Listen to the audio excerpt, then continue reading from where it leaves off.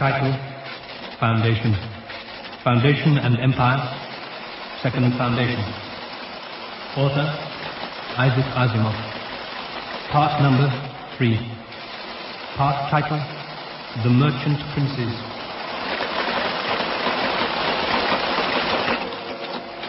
Encyclopedia Galactica 116th edition. Entry, The Traders. Constantly in advance of the political hegemony of the Foundation were the traders, reaching out for tenuous fingerholds to the tremendous distances of the periphery. Through it all, they forged an empire more enduring than the pseudo-religious despotism of the Four Kingdoms. With psycho-historical inevitability, the economic control of the Foundation grew. The traders grew rich, and with riches came power. It is sometimes forgotten that Hober Mallow began life as an ordinary trader. It is never forgotten that he ended it as the first of the merchant princes.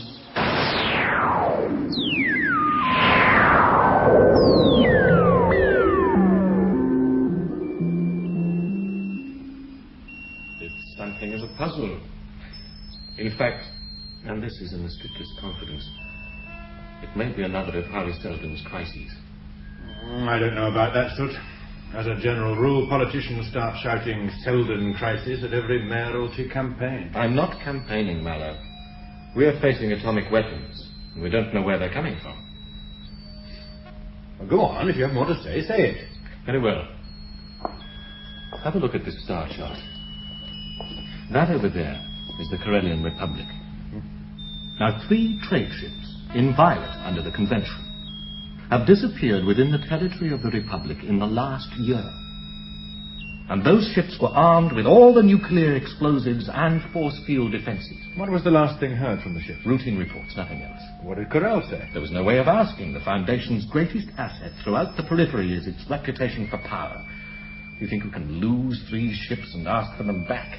No, I see that. Well, 3 ships lost in the same sector in the same year cannot be coincidence. And atomic power can only be conquered by more atomic power. The question automatically arises, if Corel has atomic weapons, where is it getting them from? And where is it? 2 alternatives. Either the Corellians themselves have constructed them. Far-fetched. Very. But the other possibility is that we are being afflicted with a case of treason.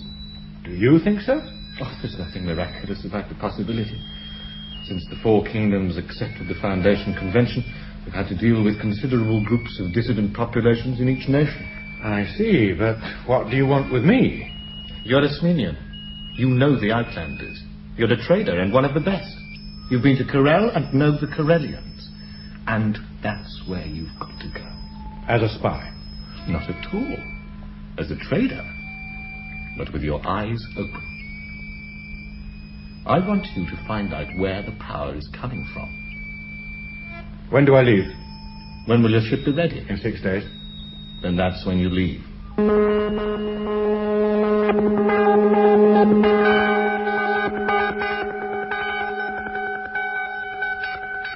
But the mayor did allow you to send Mallow out. It's a point.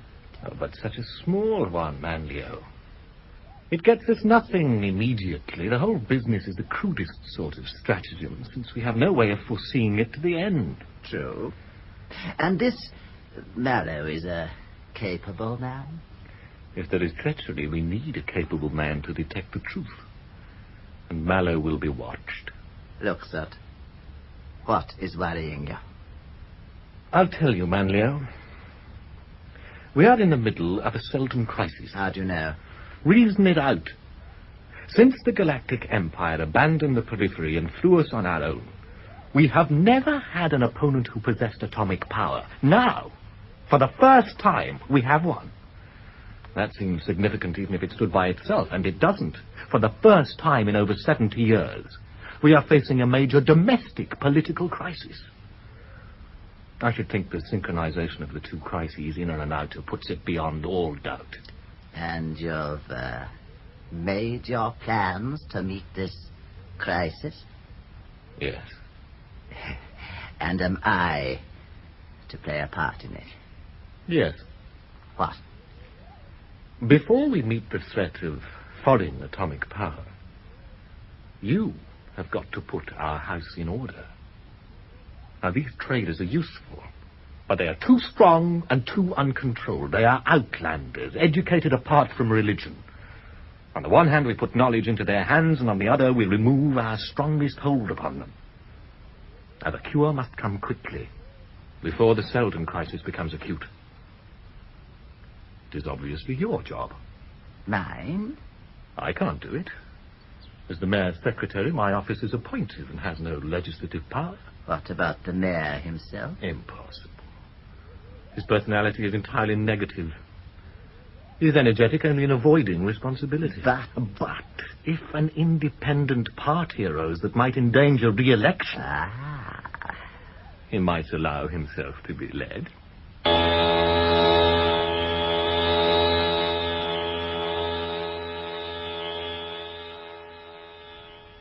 Yes, Twir, I have heard of your campaign to get direct trader representation on the council, but why me? I know what I'm doing. Do you remember when I met you last year at the Traders' Convention? Yes? Well, you ran that meeting, Mallow.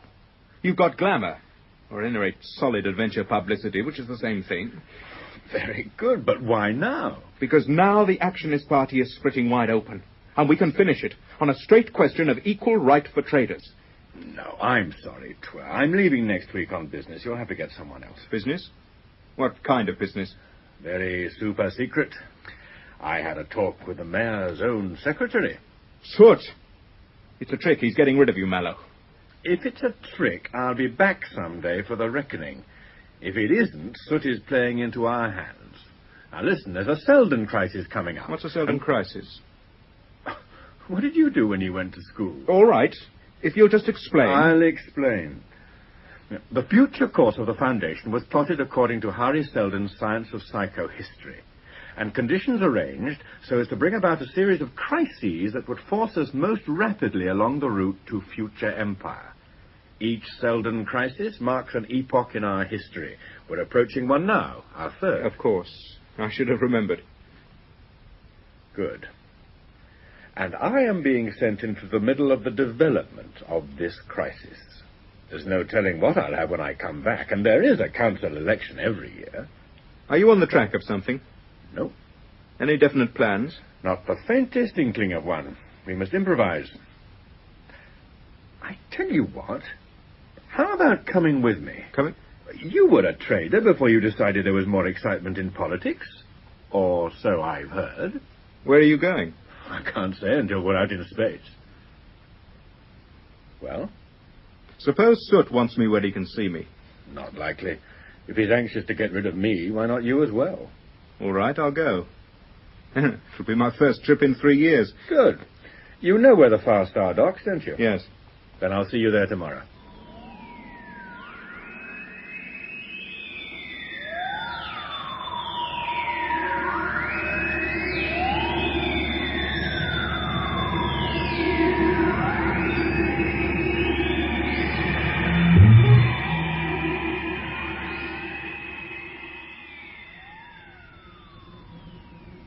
Good trading here. You might call this virgin territory. Mallow, we've been here a week and done nothing at all. The local government won't grant us an audience. There's a guard around the field and there are ships overhead. Suppose they're getting ready to blow us into a hole in the ground. They've had the week to do that. Maybe they're waiting for reinforcements. We're all waiting. They don't know what I'm doing here, and I don't know what they've got here. But I'm in a weaker position because I'm one and they're an entire world, maybe with atomic power. I can't afford to be the one to weaken. All right. Certainly it's dangerous. Certainly there may be a hole in the ground waiting for us, but we knew that from the start. What else is there to do? I don't... Yes, Sergeant. Pardon, sir. The men have given entry to a Foundation missionary. Oh, what? A missionary, sir. He's in need of hospitalization. He won't be the only one in a few minutes, Sergeant. Order them into battle stations. Twir, get the officers together, except for the coordinators and the trajectorian. Right. The men are to remain at stations until further orders.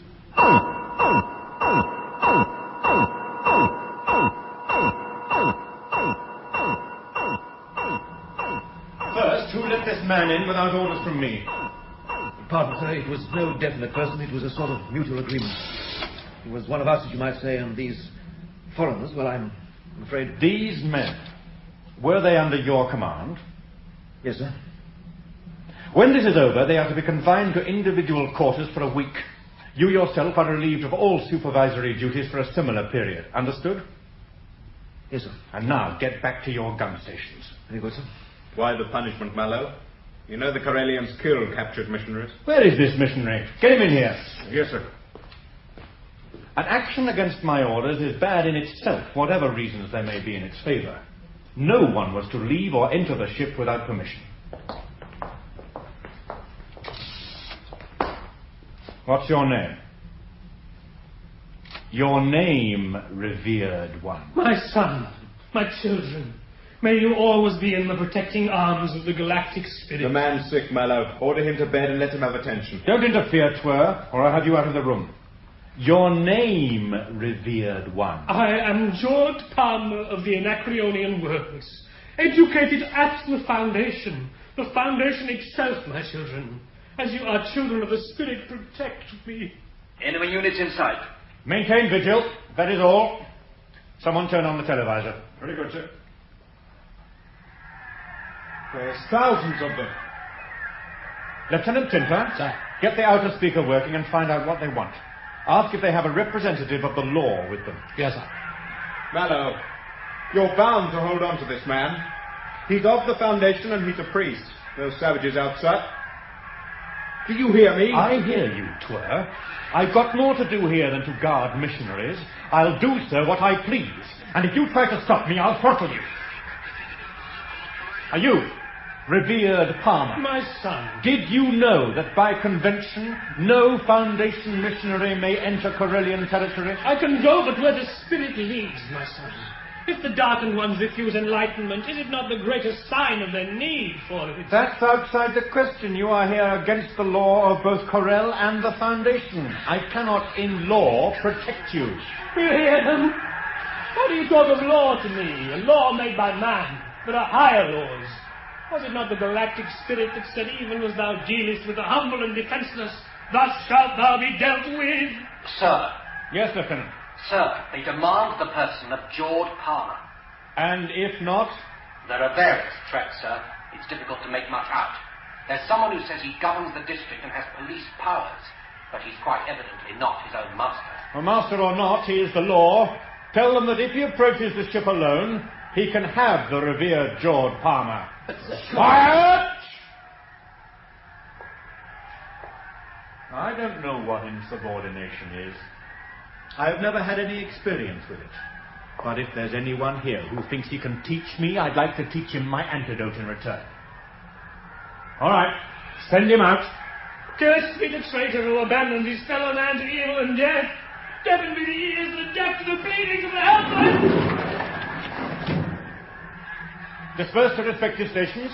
Maintain full vigil for 6 hours after dispersal of crowd. Double stations for 48 hours thereafter. Further instructions at that time. Twir, come with me.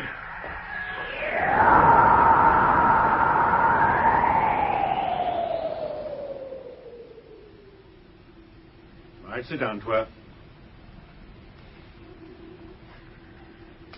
Your 3 years in politics seem to have got you out of trader habits. You have no official position. You're here on my invitation, and I'll extend you every courtesy in private. But in the presence of my officers and men, I am Sir and not Mallow.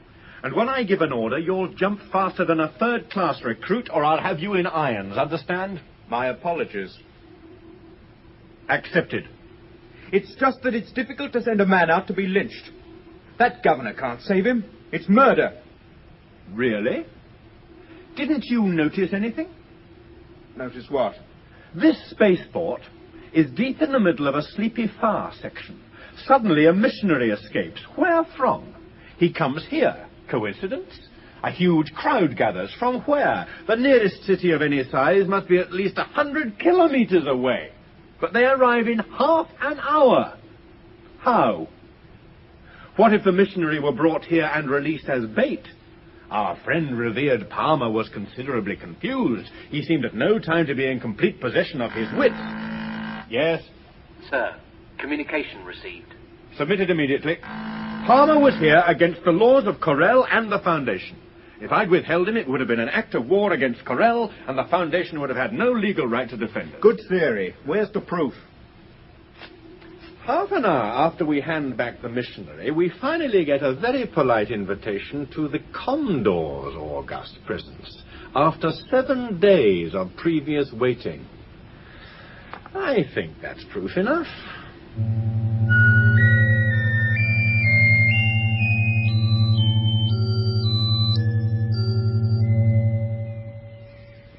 There is no ostentation here, Trader Mallow.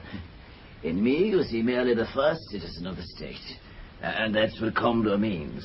And that's the only title I have. It is fortunate that I have you to deal with, then, Commodore. The despots and monarchs of surrounding worlds, which haven't the benefit of enlightened administration, often lack the qualities that make a ruler well beloved, as I believe you are called by your fellow citizens. Thank you. But to which qualities did you refer? Your concern for the best interests of your people. Up to now, trade between our two nations has suffered because of the restrictions placed upon our traders by your government. Surely it has long been evident to you that unlimited trade... Free trade. Yes, free trade, then. Well, surely you must see that it would be of mutual benefit. There are things that you have that we want, and things that we have that you want. But your people have always been so unreasonable. Oh. I am in favor of all the trade our economy can support, but not on your terms. I am not sole master here. I am only the servant of public opinion, and my people would not accept a commerce which sparkled in crimson and gold. A compulsory religion. So it has always been, in effect. None of what you speak is at all what I suggest. No? No, I am a master trader. Money is my religion. All this mysticism and hocus-pocus of the missionaries annoys me. Well said. The Foundation should have sent a man of your caliber before. But you've only told me half. You've told me what the catch is not. Now tell me what it is. The only catch, Commodore, is that you are going to be burdened with an immense quantity of riches. Indeed. And what would I want with riches? The true wealth is the love of one's people. And I have that. You could have both, but it is possible to gather gold with one hand and love with the other. Now, that would be an interesting phenomenon. How would you go about it? Oh, in a number of ways. The difficulty is choosing amongst them. Let's see. Well, luxury items, for instance. This object here now. What is it? Can you fetch me a girl? Any young female will do, and a full-length mirror. Let's go indoors.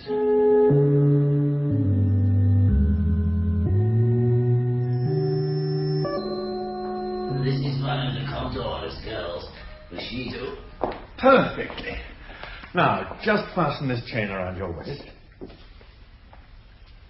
Well, is that all? Will you close the shutters, Commodore? Now, young lady, there's a small switch here just by the clasp. Will you move it upwards, please? Now, go ahead, it won't hurt you.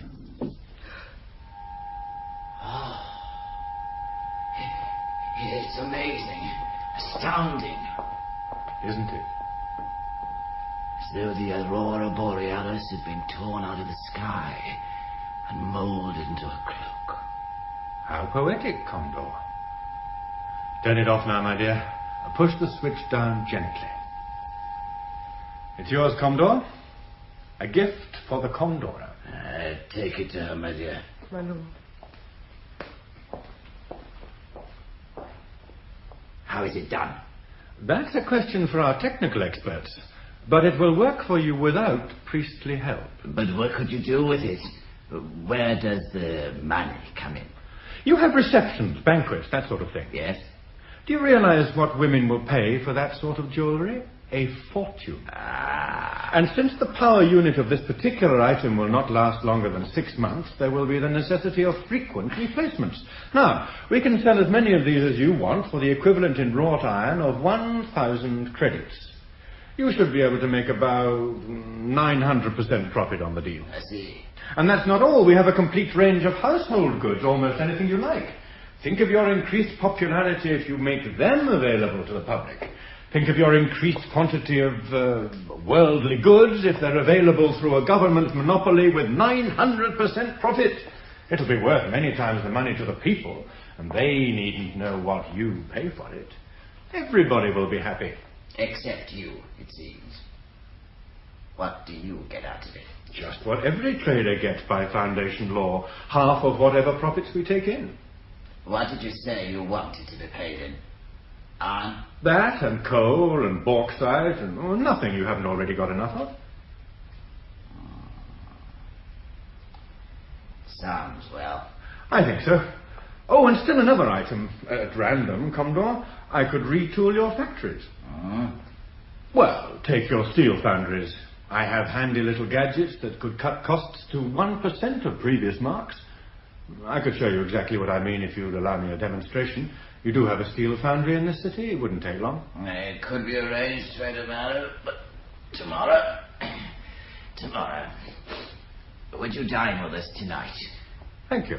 A symbolic friendly union of our nations. It will give us a chance for further friendly discussion.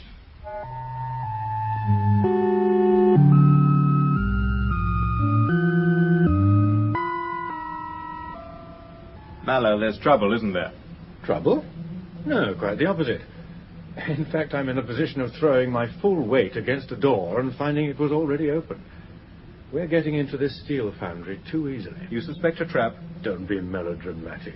It's just that the easy entrance means that there will be nothing to see. No atomic power. We've seen no evidence of it so far, and it would be pretty hard to mask all signs of the widespread effect it would have. Not if it was just starting up and being applied to a war economy.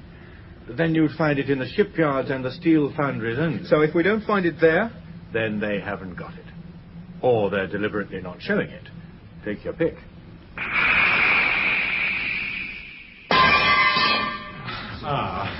As I said, the instrument is dangerous, but so is a buzzsaw. You just have to keep your fingers away. Just one more demonstration. May I have those 2 short lengths of piping? Thank you. Now, test that pipe. It's one piece now. Not perfect, naturally. The joining shouldn't be done by hand. Twir, look. What?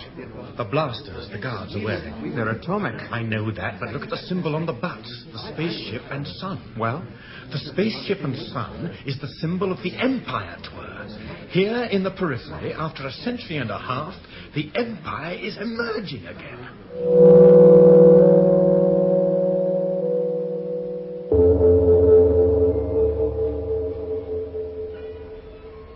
Lieutenant? Sir.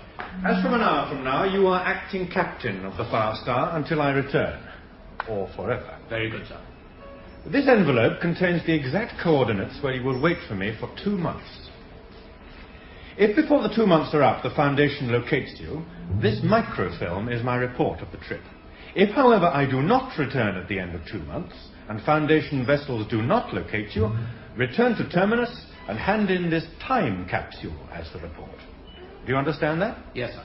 At no time are you or any of the men to amplify in any single instance my official report. If we are questioned, sir? Then you know nothing. Yes, sir. Is my lifeboat ready? Yes, sir. Good. Then I'll be away in 10 minutes.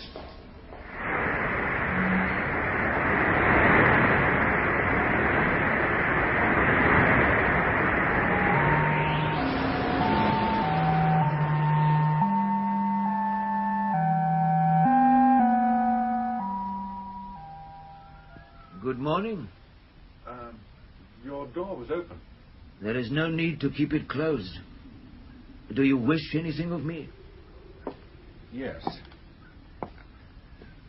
May I sit? If the chairs will hold you. Thank you.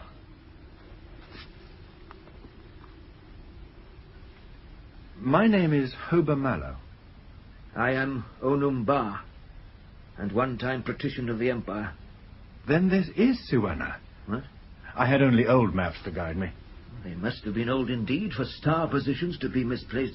All I really need are directions to the center of government. Do you mean the capital of the planet or the capital of the Imperial sector? Aren't they the same? Didn't you say that this was Siwenna? Siwenna, yes. But Siwenna is no longer the capital of the Noanic sector. Is the new capital far off?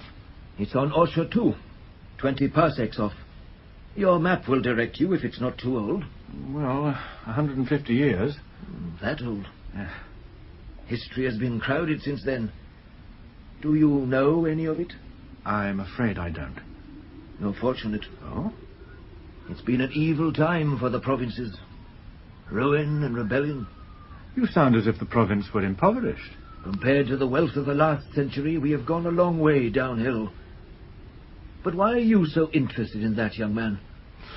I'm a trader out here. I found some old maps and I'm out to open new markets. Naturally, talk of impoverished planets disturbs me. Are you a trader? You look more like a fighting man. There is a scar on your jawbone. There isn't much law where I come from. Fighting and scars are part of a trader's overheads. Now, will I find enough money here to make it worth my while? I take it I can find the fighting easily enough. Easily enough. You could join our present gracious viceroy. Gracious by right of murder, pillage, and rapine. That's not very friendly to the viceroy, Patrician Barr, supposing I'm one of his spies. What if you are? What can you take? Your life? It would leave me easily enough. It has been with me 5 years too long. When Siwenna was the provincial capital, I was a patrician and member of the provincial senate. My family was an old and honored one. One of my great-grandfathers had been... No, never mind that. Past glories are poor feeding. I take it there was a civil war or revolution. Civil wars are chronic in these degenerate days. Our last viceroy aimed at the imperial purple. He wasn't the first to aim, and if he'd succeeded, he wouldn't have been the first to succeed, but he failed. For, as the Emperor's admiral approached the province to subdue him, we rebelled. The viceroy was driven out, and the planet, and with it the province, were thrown open to the admiral with every gesture of loyalty. But he wanted the glory of conquering a rebellious province. So, while the people were still gathered in every large city, cheering the Emperor and the Empire, he occupied all armed centers and ordered the population put to the atom blast. On what pretext? On the pretext that they had rebelled against their viceroy, the Emperor's Anointed. And the Admiral became the new viceroy by virtue of 1 month of massacre, pillage, and complete horror. I had 6 sons. 5 died variously. I had a daughter. I hope she died too. I escaped because I was old. I came here. They left me nothing because I had helped to drive out a rebellious viceroy and deprived an admiral of his glory. What of your 6th son? He is safe. He has joined the viceroy under an assumed name. He's a gunner in his personal fleet. He visits me when he can and gives me what he can. He keeps me alive. And someday, our great and glorious viceroy will grovel to his death. And it will be my son who will be his executioner.